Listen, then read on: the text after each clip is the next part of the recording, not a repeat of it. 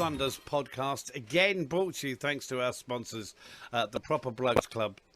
Find them www.theproperblokesclub.co.uk or on Facebook, helping men with their mental health. Joining us, we have Dan Finch. Evening, Finchy. Peoples. And Ryan Scott. How are we doing? Welcome, one and all. I'm fine, thank you. How are you? Yeah, I'm not too bad. After a slightly Southgate and salty podcast last time out, we've decided tonight we're gonna look at football financing. We're talking about salary caps, agents' fees, everything. And in light of what's happened to Derby this week, there's plenty to discuss. We're also looking at David Moyes. The David Moyes hate club might be in full effect this evening, this time around, I suspect. And we're going to look at this Arsene Wenger's idea, or Arsene Wenger of FIFA. This is Arsene Wenger's idea that we have a World Cup every 2 years. I've got some fairly strong opinions on that one. I've got to say, and I might get a bit salty towards certain people on that one. But let's start with finances. Ryan, this is your little baby, this one, isn't it? Where do you want to start with this little beauty? Well, I was just actually genuinely wondering whether the two of you felt that maybe like caps should now be introduced, given the level of spending. We've obviously seen the news recently. Oh, hello. Sorry, who's that? What the... Sorry. What's happened? I got some music being played coming through my ears. I apologise. No? Okay, it must have been through the article website I was on. Anyway, going back. Plow through it. Just carry on. Start again after three. Sorry, I've closed the window.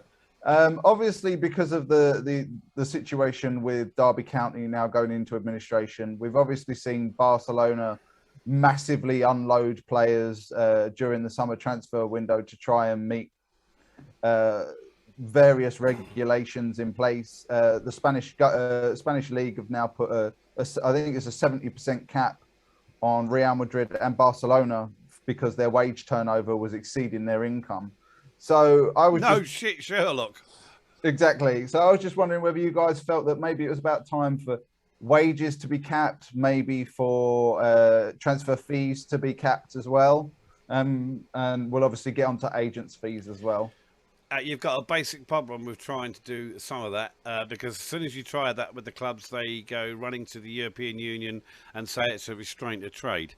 And this is the whole reason that the Super League nearly came about. It's simply because Barcelona and Real Madrid are skint.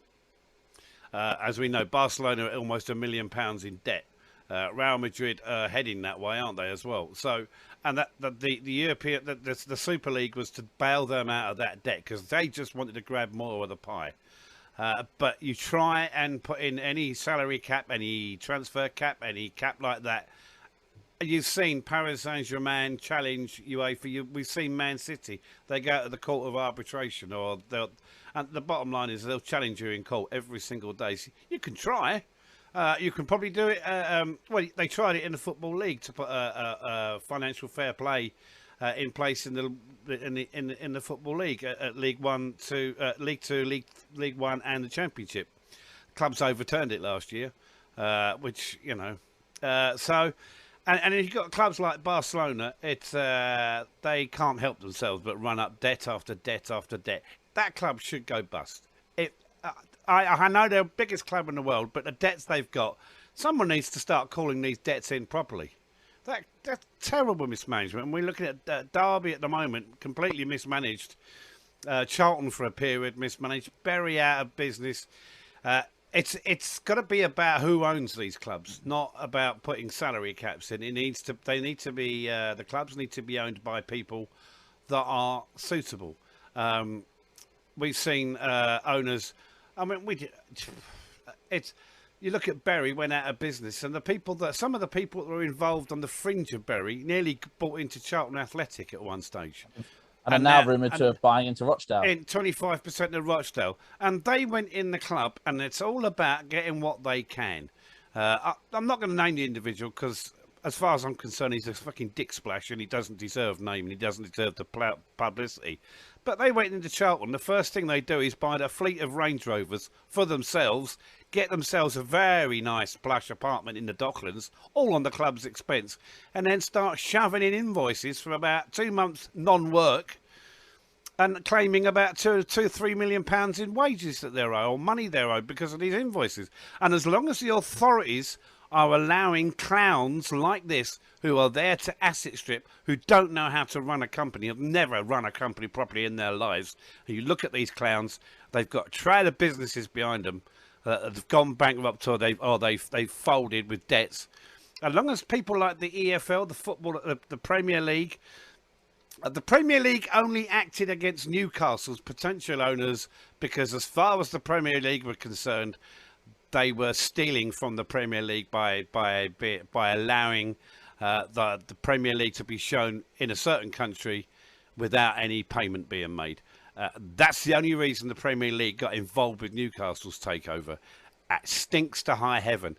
Spanish leagues need to get a grip of. Barcelona's supposed to be fan-owned. Well, it's not working at Barcelona. Real Madrid, I'm not sure about the business model. Real Madrid's money is the Prince of Spain owns Real Madrid. So is it? Yeah. Well, yeah. You know, and unless FIFA, it's got to be. Well, I mean, this is the problem. You've got an organisation like FIFA, riddled with corruption for years upon years upon years. Are supposed to be in charge. They turned a blind eye. UEFA don't care. They should be doing something about these clubs that are in debt. But they don't do anything. Like they don't do anything about racism. They don't, unless there's money coming in. As long as there's money coming in, people like UEFA and FIFA don't give a dustman's fart or a, yeah, it's wankers. Move on. Who's next? I think there's 2 points, and I think Pete's made them both in his usual rant. There's the argument for big teams, then there's the ones for the lower down. The problem with the big teams is the Barcelonas, Real Madrids, Manchester Uniteds, they're bigger than the conglomerates that supposedly hold them to it. They're bigger than UEFA. They're bigger than FIFA. So when UEFA and FIFA try things, you're going to get held up because the big teams are bigger than you. They have more money than you. They should have more money than you. Barcelona obviously not, but somehow manage it.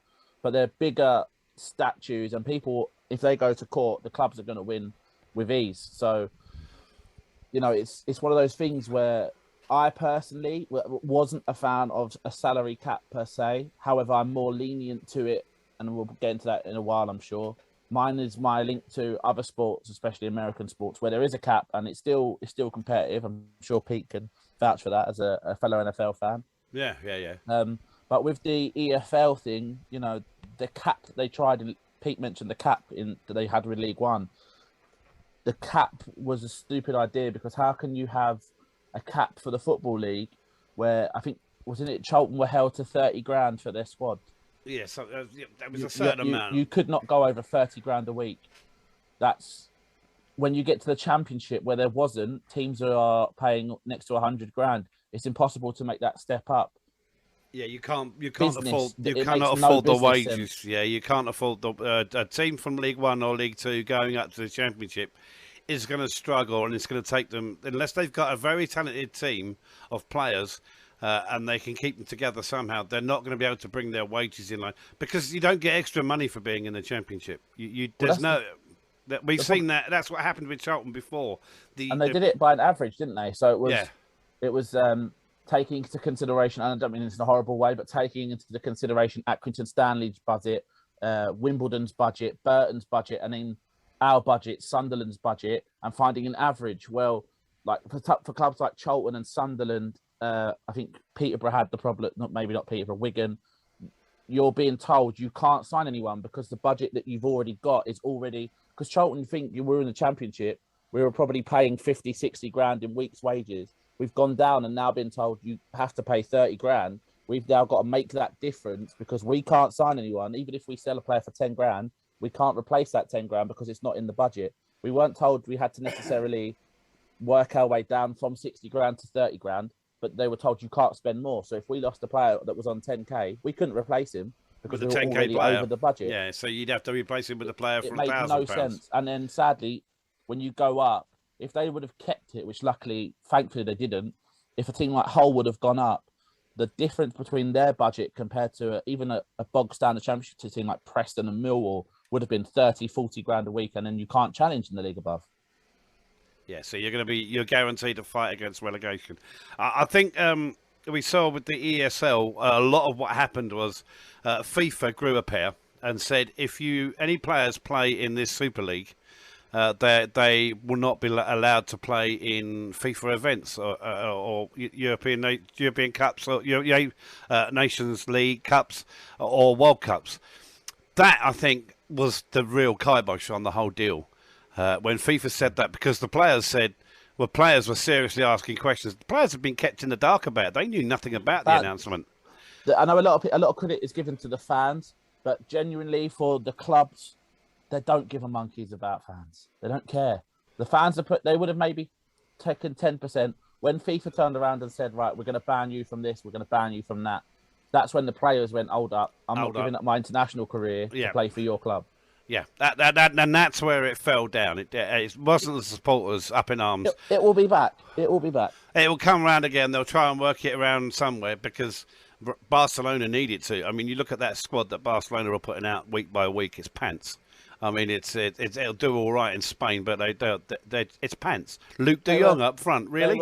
They were blown apart by Bayern Munich the other week. I know Bayern Munich are a very good side, but it was bullying.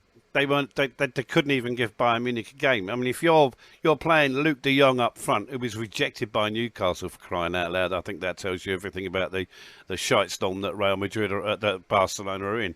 But they played Monday night, and like as much as they had the ball and stuff, they played Granada, and I don't know Spain too well, but it was a draw. It was probably the right result. It was ugly. Granada would normally be on the end of a 5-6 goal thrashing in that game. That's what would normally happen with a decent Barcelona side. So I think you're never going to get the salary cap. You're never going to get that sort of financial fair play. It's a joke. It's not going to happen. The only other change, and I think was agent. I mean, we were going to talk about agents as well, weren't we, Ryan? That was another thing. At the moment, the club buying the player, I think, or the club, it's between the two clubs who pays the agent. I think you'll find things would change dramatically if suddenly it was the player paying the agent. And that's how it should be, surely. And at the moment, you're signing a player for £50 million. There's a fair chance that you've got to pay another 10% to the agent. The club buying that player's got to, or more, have got to play. I mean, we look at what's the two, Javier Mascherano and what's his face? Tevez at West Ham. They were owned. Their registration wasn't owned by any club. They had third party ownership. They were owned by a businessman, basically. Hard to sign on FM. But if you remember, I want to say it was Alexis Sanchez before he went to United. He's going to sign for City. The deal was done. Two clubs had agreed deal. The player had completed. Man City were saying we're not paying the agent, whatever it was, £20 million or whatever.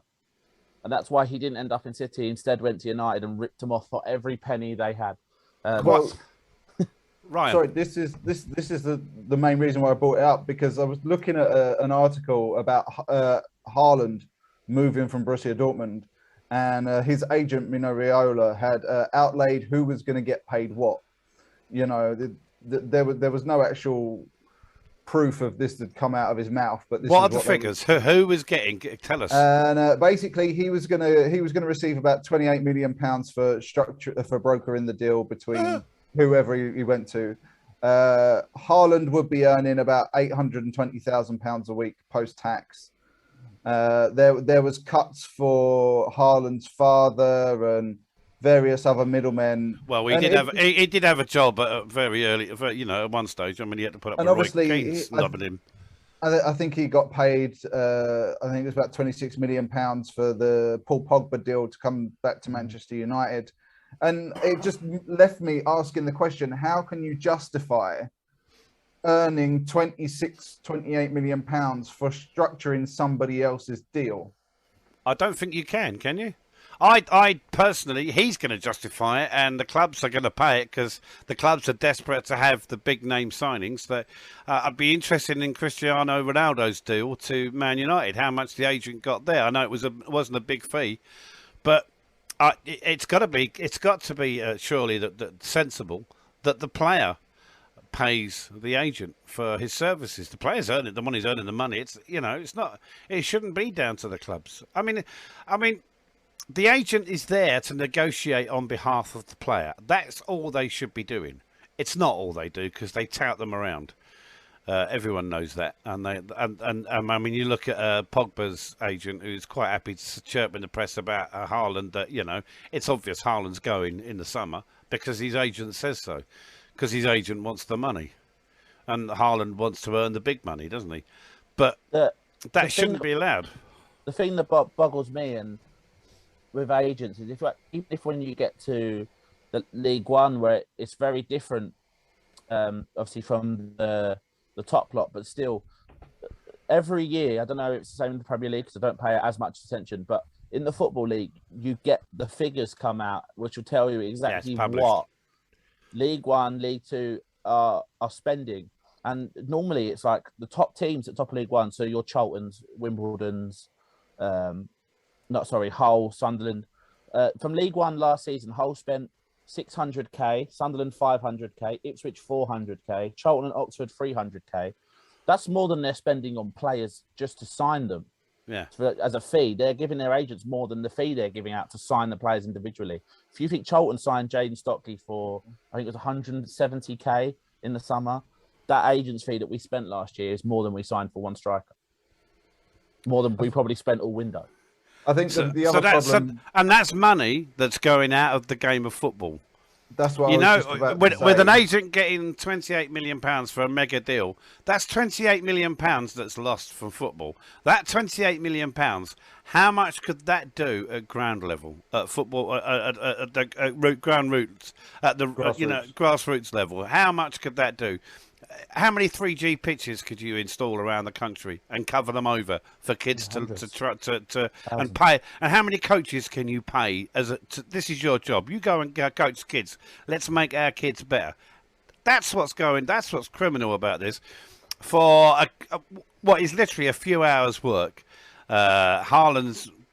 It shouldn't. No, it just shouldn't. It's just immoral, corrupt, and wrong.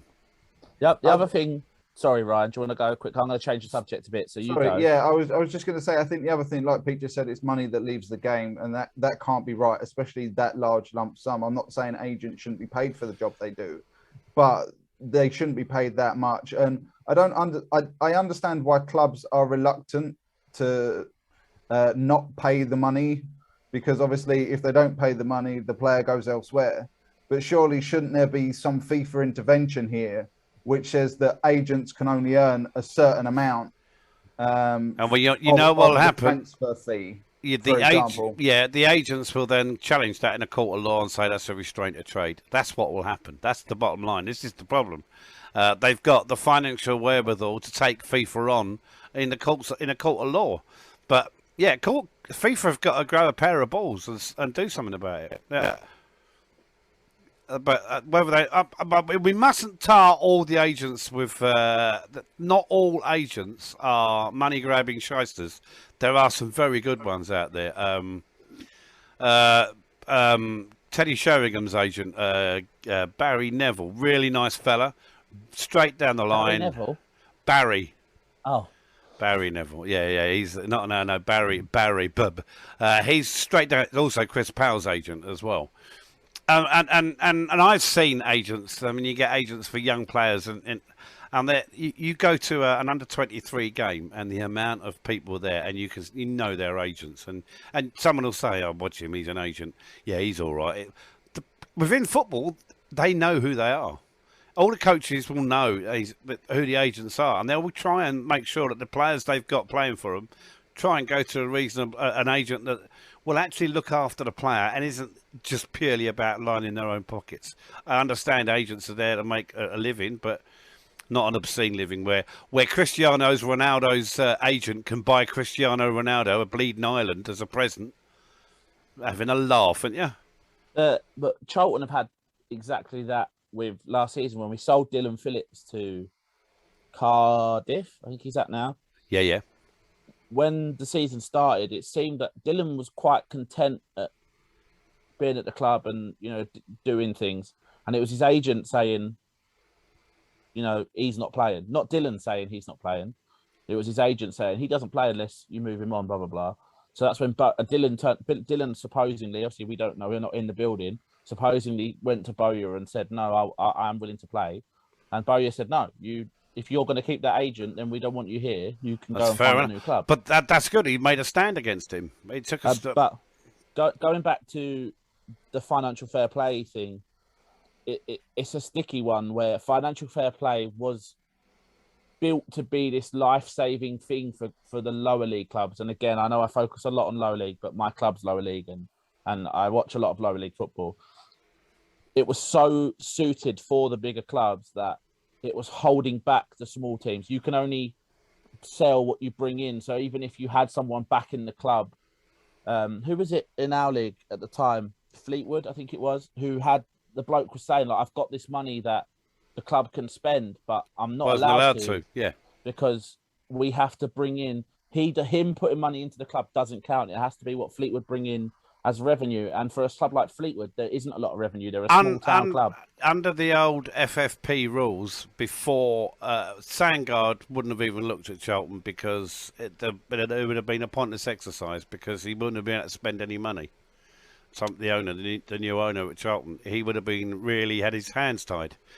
So, I mean, I don't know what the answer is. I think it's going to have to be the authorities, and I think they've got to. It's the Barcelona ownership model, and that's down to the supporters then, because they vote for these people to become the president or whatever at Barcelona.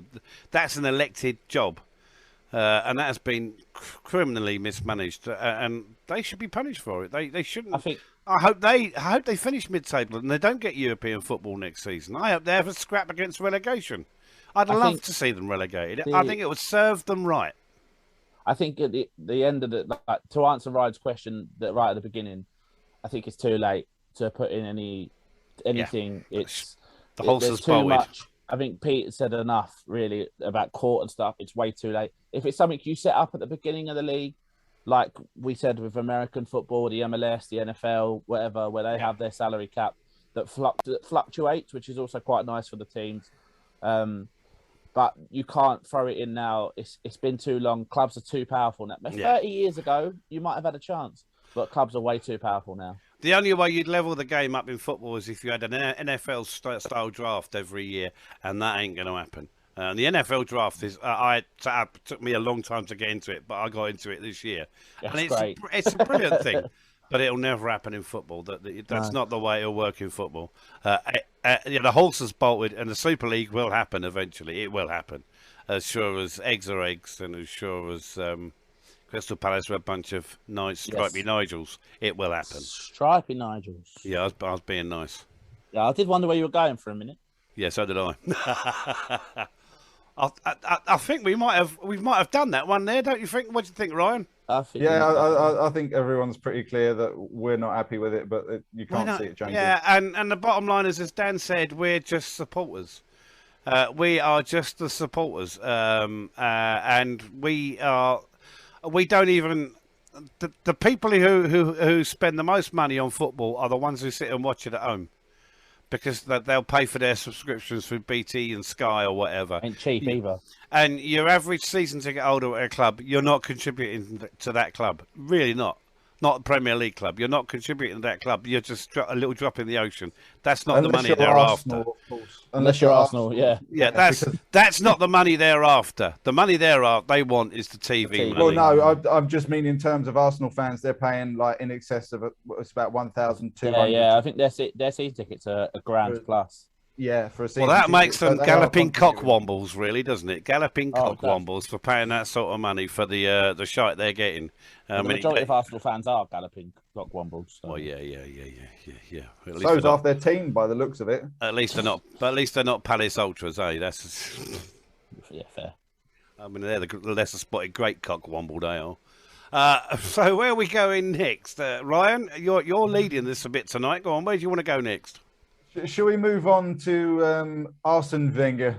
I didn't see it. Can I give a 3-word answer, 4-word answer? He can fuck off. Right. Well, let's get on to it. Arsene Wenger, who apparently can't see nothing during his managerial career, has now been given a job over the last few years from FIFA as I believe the title is Head of Future Global Football Development. Okay, can we just change that to head of grabbing all the money that you sodding well can? That's what that's all about.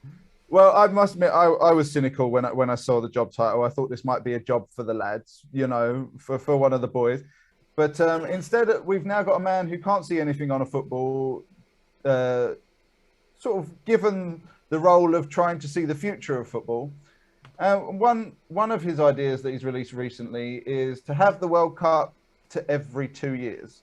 So I've got my opinions on this. I know Pete's going to be very ferocious on this. So we'll start with Dan first. And, you don't really think he's going to be any different, do you? Really?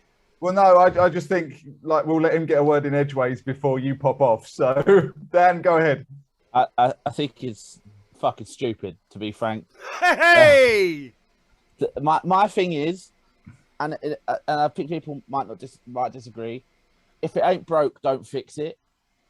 I like that each continent gets their tournament. If you do the World Cup every 2 years, there isn't a Euros, there isn't a Copa America, there isn't a African Cup of Nations, the Asian Cup, the Gold Cup.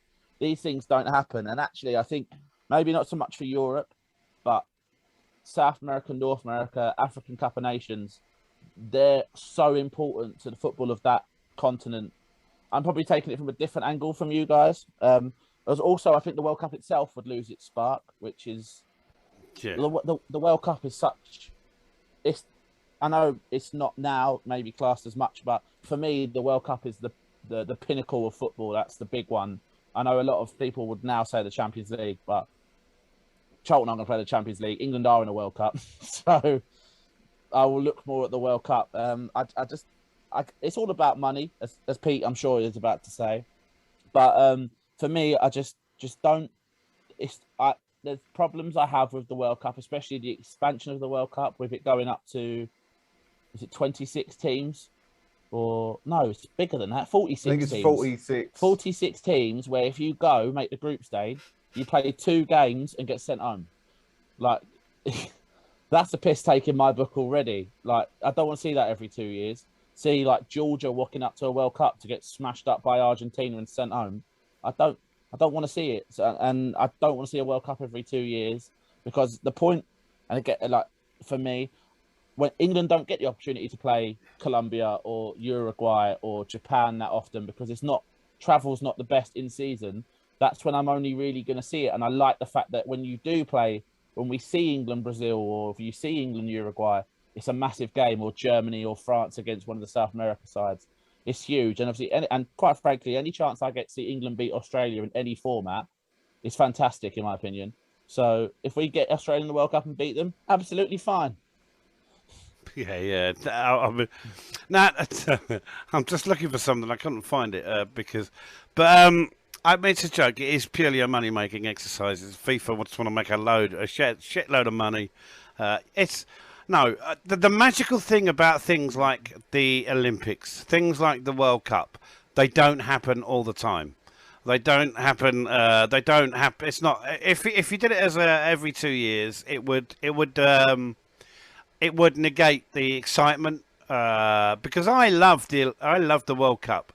I love the Olympics. And I love the fact that I have to wait 4 years for it to come round. I think that's great, and it's the same with the European nations. It's every 4 years.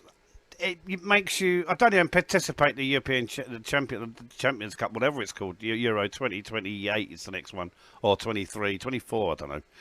22. 22. The World Cup is 22. Yeah, 20. Yeah, I don't view the European Cup, international cup competition, as well as I do the World Cup. I love it, but the World Cup's the one, and it's the one because it's every 4 years. If it was every 2 years, I'd get bored with it. I genuinely would, and I love the idea of every 4 years we see some random nation upsetting Germany or someone like that, or Scotland getting there. And I'm with Dan. I think too many teams getting through. And this is another financial thing for the club, the national associations. You get double jeopardy. You can go up as group winners, you can go up as second place, and then you can get a third place playoff. No. Go back to how it was in the 60s and the 70s. You win your By the way, group, you but go can I through. just interrupt quickly, just to say to Ryan, this may end up in a FIFA World Rankings argument, and I'll apologise now because he doesn't like the FIFA World Rankings. They're He a gets pile of bit touchy. shit. So what should be going on is you have a group. So we had a series of groups around Europe. Yeah. In 1970, in the mid-70s, for example, we were in a group with Italy, Luxembourg, and a few others. We came second to Italy. We did not go to Argentina because we didn't win the group. It shouldn't be come second and you still go. Come second, you failed. No, bollocks. One group, one winner, one qualifier. That's how you do it. But and don't be doing it every 4 years. Absolute pile of, and don't get me on the FIFA rankings because how they worked out is just beyond belief. Let's just before I just want to ask Ryan's opinion because I mean I don't disagree with your opinion. I just find it funny how angry it is. Ryan, Pete thinks that the FIFA World Rankings should be purely based. Salty little bastard. Purely based off your positioning in the World Cup. So FIFA World Rankings. Well, it should be. It should be. Wait. Sit. Oh no. Okay. No. Let me just say. Let's go on to the FIFA wankings, as I call them. Right. Where were Germany after the last World Cup in the FIFA rankings? About 10th. They didn't even get out of their fucking group? Where were Italy in the World Cup rankings after the last World Cup? About 15th. 15th. They weren't even at the World Cup. Absolute pile of knob. Move it on. No, Ryan. No. Italy were not in the top 15 teams in the world. They didn't even qualify to go to the World Cup. So automatically, off you go, Italy. You're nothing. Go on, get out. Go on, sling your hook. My point, Ryan. Germany, number 32, bare minimum. You didn't get out of the group. Go on, off you go. My thing was... Go and scratch your arse, Joachim Low. Go on and sniff your fingers now, pal. When the World Cup's every 4 years, right? Can you reset the world rankings every 4 years, or do you have to consider, like when the Euros happen, those results in, and obviously the point of the New Nations League is that they count as official matches towards it. I don't see the point. I'd rather it's a glorified friendly. Okay. Hold on, wait, Ryan. I'm going to make this really easy for the both of you. I think the FIFA World Rankings are a complete load of bollocks and a complete Well, I've waste just of been time. saying that, haven't I? I don't think they should be done full stop. I think at the end of the day, we have a tournament every 4 years to decide who the best team is in the world is, and that's all you need to know. The rankings. The rankings are used to seed the World Cup finals. So if you're in the top 15, top 15 wank player nations in the world, you get a high seeding, right? Right. So, for example, Germany were in the top 15. They didn't even get out of their freaking group. They should be in the bottom 32. Nowhere near. Okay, why do we need seedings? Why shouldn't it just be you're drawn as a random pot like the FA Cup is? What you do is you have a group and you draw someone from South America, someone from Europe, someone from there, and then a random, which could be. So you could have England playing Italy. I don't think you I'm need all for seedings. it. Get me in charge of FIFA. I'll sort this out. We'll get rid of the fucking I don't rankings. think we need rankings. I don't think we need seedings. And just before we take a quick break in recording and then come back, I will agree with the pair of you that I think having the World Cup every 2 years is a complete load of bollocks. It's a money-making scheme. It's basically they're trying to dilute the World Cup the same way they diluted the Champions League. The Champions League used to be the European Cup, and only the people who won their leagues got in. And then ever since, it's just like now people who are fourth in their league get in, but some teams who have won championships in their own European league have to qualify.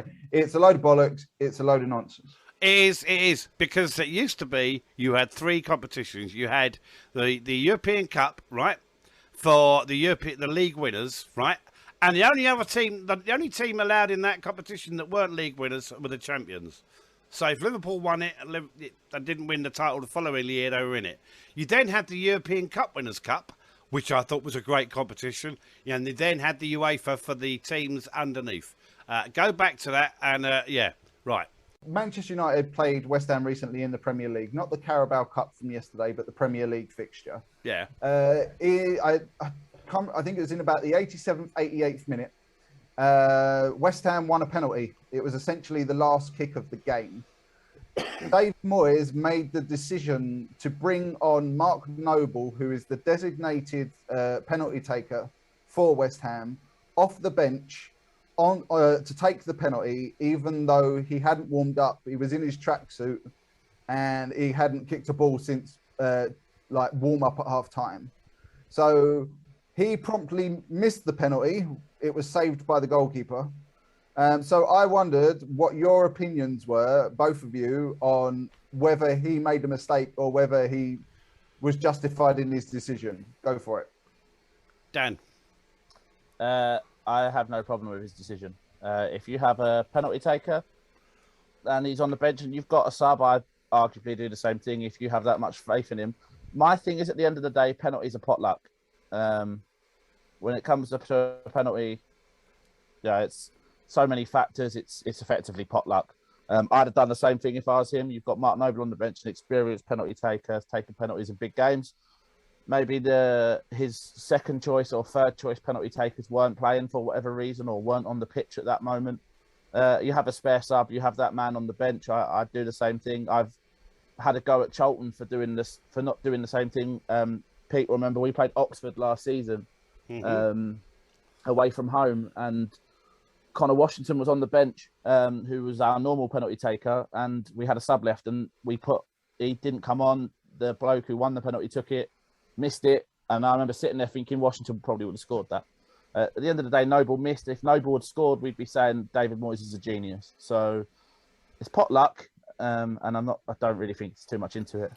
Yeah, I'm with Dan on that. It's a Carabao Cup, which is a bit of a Mickey Mouse. That was a league game. This was a league game. Oh, it's a league game. Either way, I think as Dan says, if it comes off, man's a genius. If it doesn't come off, it looks a bit daft. But I think, yeah, as Dan said, examples where I've seen players sitting on the bench, you want them on for a penalty. If you've got a penalty shootout or you've got a penalty, get them on. Yeah, do it.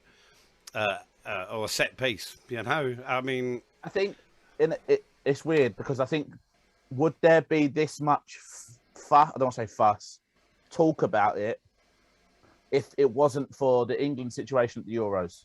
Yeah, if Rashford and Sancho hadn't come on and missed their penalties, if they'd scored their penalties, they'd come on and scored it, or it didn't happen at all, would there be so much of a fuss? I don't think so.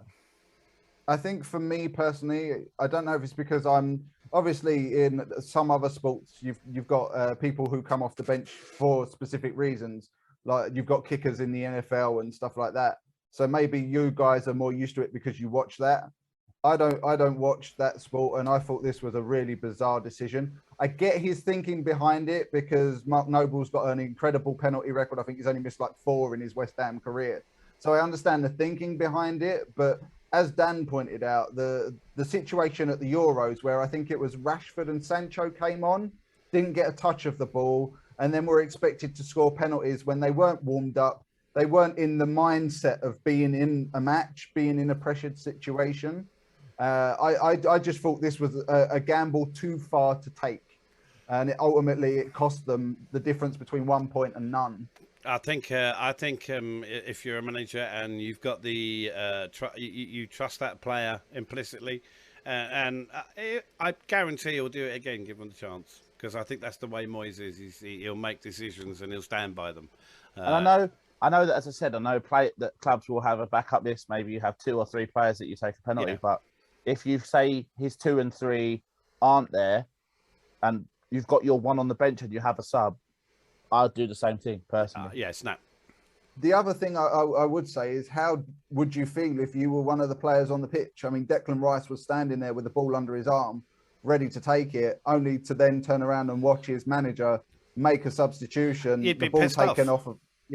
Have the ball taken out of his hands, and then the player promptly comes on and misses the spot kick. You can't be happy with that. No, you can't be happy, and I wouldn't expect a player to be happy because he's a professional footballer, and I expect the manager would have apologised to him and said, "Look, this was my thinking. Had it worked, and the player will, in the cold light of day, will step back. Someone like Declan Rice, who's fairly sensible, I don't think he'll hold it against David Moyes because I think he respects him, and I think what he would do if that was a manager, that you didn't respect did that to you, then that could be the relationship between the player and the manager gone. But I think Declan Rice has got a lot of respect for David Moyes, and I think they'll have spoken about it. And Declan Rice will understand that had Mark Noble scored, it'd be a different story. It's just one of those things. During the moment, you can't. If that was me, I'd be looking at him and I'd be like, "Hang on a minute." As I said, why aren't you letting me to take this? As I said, in the moment, and in that moment, Declan Rice was probably pissed off, quite rightly. And then the full-time whistle goes moments later, and you've lost the game. But in the cold light of day, once he's probably had a sit down and a chat with the gaffer, he'll understand what the gaffer was trying to do. As long as it's explained why that happened. I've always found if I played a game, if I wasn't playing a game, if I wasn't picked for a game, if it was explained to me why I wasn't picked, I could take that, regardless of whether or not I agreed with them. But as long as you came and spoke to me, or if there was a penalty shootout, and I didn't get picked to take a penalty, well, that's fine. But if you come to me and say, look, I think he was a better chance, and then I can sit back and go, yeah, fair enough. And granted, the last time I actually took a penalty, I fucking missed.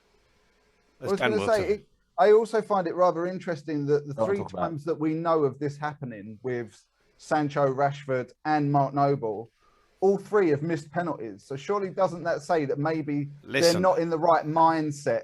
Out there are examples where it has worked. So I can't put my finger on them unless we need to do a bit of research on this. Maybe a challenge. These are three that are in mainstream. Yeah, maybe because it happens in the football league. Sort of thing. Yeah, it happens. This is the sort of thing that Dan could have a delve into and maybe look and find out, get some information, because I suspect it's happened, and I suspect it's happened in leagues in Europe. Happen. I've seen it happen. And it just hasn't worked. It's just one of those things. It's a gamble. In a game of football, there are moments where decisions are made by the players, by the managers, by referees, and those split-second decisions. And he just thought, there's not long to go. We need a goal. There's a penalty. Christ, let's get him on. And he's acted quickly, spur of the moment. Not long to go. It was the last kick of the game. That's how. I know. Spur of the moment. He's thought, let's play. The point I made, I think really important. If Mark Noble scores the penalty, David Moyes is a god. Yeah, exactly. And everyone's saying how smart the decision was. If penalty's a potluck. Yeah, penalty's a potluck. It's your steal against the keeper's steal, or vice versa. If Sancho or Saka or anyone in that England game scores one of those penalties, there's a fair chance we could have still gone on and won that. And Southgate's a genius. If Saka scores and it's Maguire that missed, I don't think it's talked about. Yeah, I will give David Moyes all the credit in the world for having the stones to make that call. Yeah, because you've got to have a big set to make that call. You've got to have cojones to do it. Yeah, but I don't think it was the right thing to do. I've got to be honest. It wasn't on this occasion. There might be another occasion when he scores and it is the right thing. And then, my God, is it the right thing? It's I think swings and roundabouts.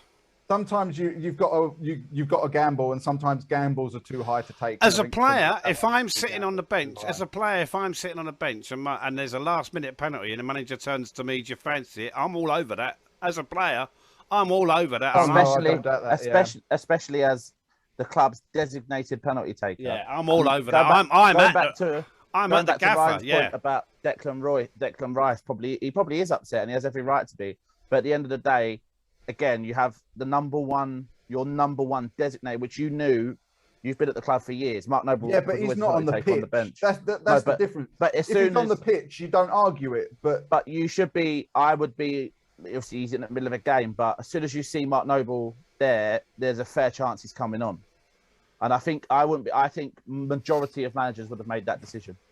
Yeah. Oh no, I don't think so. I can't go along with the majority of managers would make that decision. If they did, then they would be making it all the time. But how many penalties do you see in the last minute? And this is the thing. We don't know. It will be research we'll have to do, because if it happens in the Football League, again, the amount of mind-boggling shit you see in the Football League that doesn't get mentioned because, it's the Football League, but then you see some little tap in scored by fucking Rashford at the back post, and he gets wanked over as if he's just scored a screamer. So it's probably happened all the time, and no one knows anything. And by the way, I'm not having to go at Rashford. I'm just using him as an example. It probably happens all the time, and we don't talk about it. Bamford, yeah. Yeah, I Bamford, like Bamford. tap it, yeah. Anyway. What do you dislike more, Patrick Bamford or the FIFA World Rankings? FIFA World Rankings. Because Bamford is a footballer. The rankings. Do you think we should buy him a Bamford shirt for his birthday? You better not. We're almost out of ranking time. number 1, Bamford. We're almost out of time. I love Bamford on the bottom. No, because I'd pay in a good Charlton money. shirt. Yeah, that's not going to happen. No, it's not going to happen, is it? We're pretty much out of time, really. That's been lively. That's been lively.